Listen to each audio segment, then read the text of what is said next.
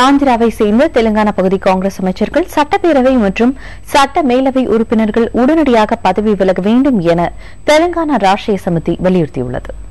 பதவி விலகும் காங்கிரசார் தெலுங்கானா போராட்டத்தில் பங்கேற்க வேண்டும் எனவும் இதன் மூலம் மத்திய மாநில அரசுகளுக்கு நெருக்கடி கொடுக்க வேண்டும் எனவும் அந்த கட்சியின் தலைவர் சந்திரசேகர ராவ் வலியுறுத்தியுள்ளார்.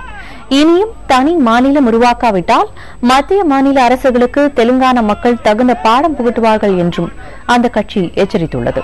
இதனிடையே தெலுங்கானா மாநிலம் அமைக்க கோரி போராட்டத்தில் ஈடுபட்டுள்ளவர்களிடம் சமாதான பேச்சுவார்த்தை நடத்துவதற்காக காங்கிரஸ் எம்பிக்கள் பொன்னம் பிரபாகர், வினோத் மற்றும் காங்கிரசின் மூத்த தலைவர் கேசவ் ராவ் ஆகியோர் நேற்று இரவு இந்திரா பூங்காவுக்கு சென்றனர்.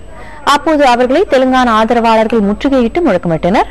அவர்கள் சென்ற வாகனங்கள் அடித்து நொறுக்கப்பட்டன. இதனால் ஹைதராபாத்தில் தொடர்ந்து பதற்றம் நிலவுகிறது.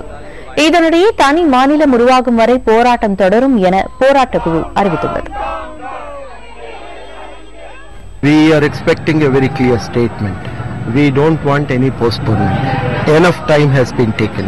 From 2004, we waited almost for 8 long years. We can't wait any further.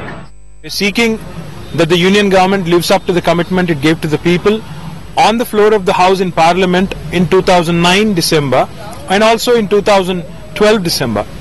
We are hopeful that the union government will come forward and make a statement tomorrow. If that doesn't come about, we'll continue with our peaceful democratic protest.